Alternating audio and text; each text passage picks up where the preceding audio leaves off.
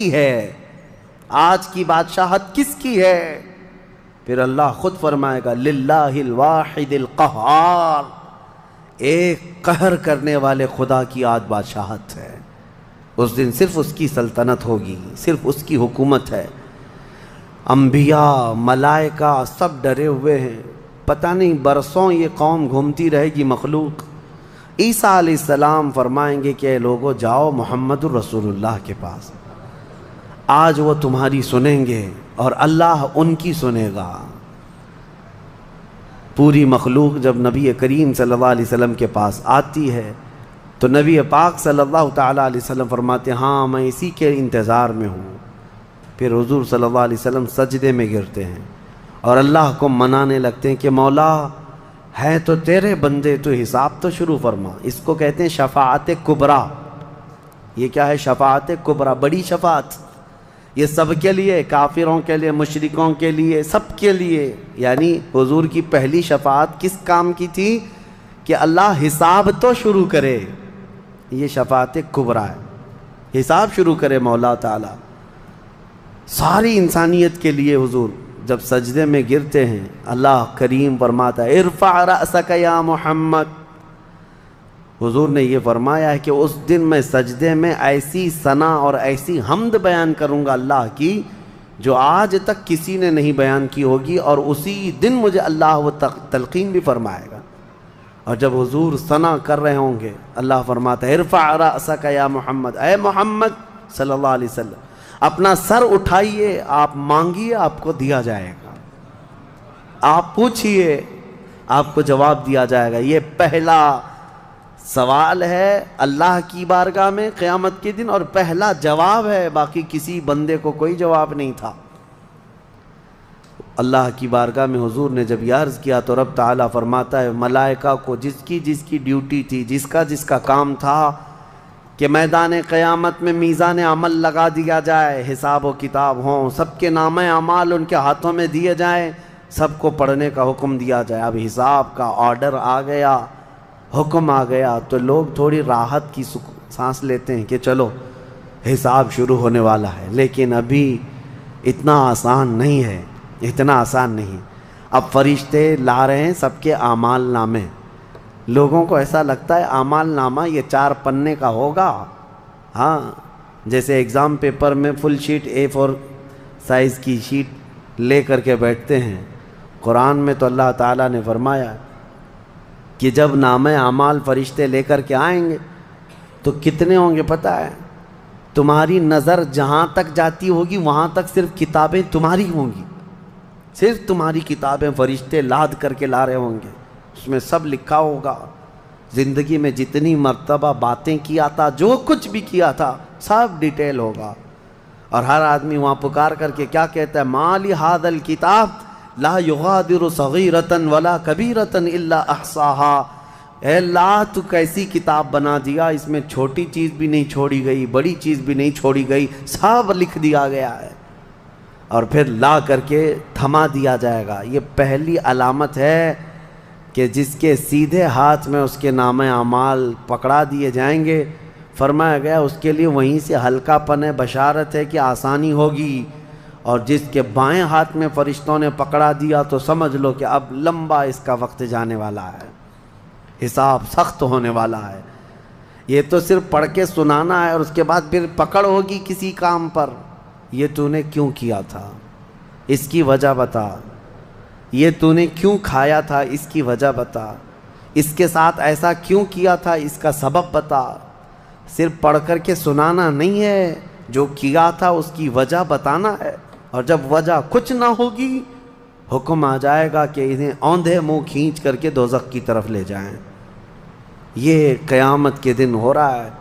اب یہاں پر ایک دوسری شفاعت ہے میرے آقا صلی اللہ علیہ وسلم۔ اب یہ جو شفاعت ہے یہ خاص امت محمدیہ کے لیے۔ ایک شفاعت حضور نے فرمائی سارے انسانوں کا حساب شروع ہو جائے۔ جب حساب شروع ہو گیا تو رب حضور صلی اللہ تعالیٰ علیہ وسلم پھر سجدہ کرتے ہیں اللہ کی بارگاہ میں۔ اللہ فرماتا ہے محبوب سر اٹھائیں، پوچھیں آپ کو دیا جائے گا۔ حضور عرض کرتے ہیں مولا میری امت کی بخشش آسان فرما دے، میری امت کا حساب آسان فرما دے۔ اب حضور کو اختیار دیا جائے گا، حضور کی یہ بھولی بھالی امت جہاں جہاں ہوگی، حضور صلی اللہ علیہ وسلم فرماتے ہیں میں ان کو دور سے پہچان رہا ہوں گا۔ دیکھو میرے عزیزو، بھرا مجمع ہے، کتنی امتیں ہیں۔ ایک صحابی نے پوچھا یا رسول اللہ ہم کو آپ قیامت میں پہچانیں گے؟ حضور نے فرمایا یقیناً پہچانوں گا۔ کیسے؟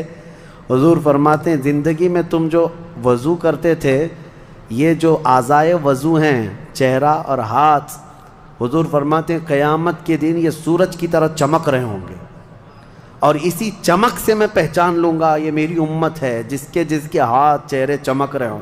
جو وضو ہی نہیں کرتا اس کا کیا چمکے گا؟ لیکن حضور صلی اللہ تعالیٰ علیہ وسلم نے حدیث پاک ہے، یہ وضو کے اعضاء کی چمک سے حضور اپنی امت کو پہچان لیں گے، فلاں میرا امتی ہے، فلاں میرا امتی ہے۔ بہرحال اب اس کے بعد اب میں ان آیتوں کی طرف آتا ہوں۔ حساب و کتاب ہو رہا ہوگا۔ سب سے پہلے وہاں پر قیامت کے دن جن کو لایا جائے گا، الگ الگ روایات ہیں، اس میں 3 لوگوں کے متعلق فرمایا گیا، ایک عالم، ایک شہید اور ایک امیر آدمی پیسے والا۔ حالانکہ تینوں اچھے لوگ تھے دنیا میں۔ یہ جو امیر تھا بہت پیسہ بانٹتا تھا، اور یہ قاری قرآن تلاوت اچھی کرتا تھا، اور یہ شہید تو جنگ میں شہید ہوا تھا لڑ کر کے۔ تینوں کا حساب ہو رہا ہوگا۔ سب سے پہلے رب تبارک و تعالیٰ اس قاری قرآن کو بلائے گا، بتا تو قرآن کیوں پڑھتا تھا؟ وہ کہے گا میں نے تجھے اچھی آواز دی تھی، اچھی آواز دی تھی، تو نے اس آواز کا کیا کیا؟ وہ کہتا ہے میں قرآن پڑھتا تھا بہترین انداز میں۔ رب تعالیٰ فرماتا ہے تو اس لیے پڑھتا تھا کہ لوگ تیری آواز کی تعریف کریں، کیا آواز ہے، اور لوگوں نے تعریف کر دیا، دنیا میں تجھے تیرا بدلہ مل گیا، یہاں قیامت میں کچھ نہیں، جاؤ جہنم میں۔ مالدار آئے گا، اس سے رب تعالیٰ فرمائے میں نے تجھے بہت مال دیا تھا، کیا کیا؟ کہے گا رب تعالیٰ میں نے غریبوں میں تقسیم کیا ہے، بہت خیرات کیا ہے۔ اللہ کریم فرماتا ہے کہ تو نے تو یہ نیت سے تقسیم کیا تھا نا کہ لوگ تجھے دیالو کہیں، سخی کہیں، تیری مال کی تعریف کریں، تو لوگوں نے تو وہ تعریف کر دی، دنیا میں جو تجھے ملنا تھا وہ مل گیا، تیری خواہش ہو گئی، یہاں کچھ نہیں۔ اسے بھی فرمایا جائے گا دوزخ میں ڈال دو۔ تیسرا جو شہید ہے اس کے لیے بھی رب تعالیٰ فرماتا ہے میں نے تجھے جوانی دی تھی، کیا کیا؟ کہا اے اللہ میں لڑتا رہا کافروں کے مقابل میں اور اپنی جان دے دیا۔ فرماتا ہے رب تعالیٰ کہ تو یہ سوچتا تھا نا کہ لوگ تیری بہادری کی تعریف کریں، لوگ تجھے بطل جلیل کہیں، مجاہد کہیں، تو یہ لوگوں کی تعریف سننے کے لیے کرتا رہا۔ اگر تیری یہی خواہش تھی اور لوگوں نے تیری تعریف دنیا میں بہت کر دی، اب یہاں تیرا کچھ نہیں ہے، اسے بھی دوزخ میں بھیج دیا جائے۔ یہ ریاکاری ہے۔ یہ پہلا حساب جن لوگوں کا ہونے والا ہے، یہ 3 لوگوں کے بارے میں حدیث پاک میں ہے۔ پھر میرے آقا صلی اللہ علیہ وسلم فرماتے ہیں قیامت کے میدان سے اس وقت تک کوئی پیر ہٹا نہیں سکتا جب تک اللہ 5 سوالات نہ کر لے۔ ان میں سے پہلا سوال یہی ہے کہ اللہ فرمائے گا میں نے تجھے جوانی دی تھی، تو نے کہاں خرچہ کیا؟ یہ ہر ایک کو بتانا پڑے گا، ہر ایک کو بتانا پڑے گا۔ اب آپ اپنی اپنی تیاری کر لو کہ کہاں کہاں خرچہ کیا، اللہ کو مجھے بتانا ہے۔ آج اگرچہ تم ہماری باتوں کی طرف توجہ نہیں کرو گے، کیئر نہیں کرو گے، لیکن ایک دن وہ آئے گا جب تمہیں اللہ کی بارگاہ میں کھڑے ہو کر اپنی جوانی کا پل پل بتانا ہوگا، وہاں کوئی چارہ نہیں ہوگا۔ وہی اب آیت کریمہ ہے وَسِيقَ الَّذِينَ كَفَرُوا إِلَى جَهَنَّمَ زُمَرًا حَتَّى إِذَا جَاءُوهَا فُتِحَتْ أَبْوَابُهَا وَقَالَ لَهُمْ خَزَنَتُهَا۔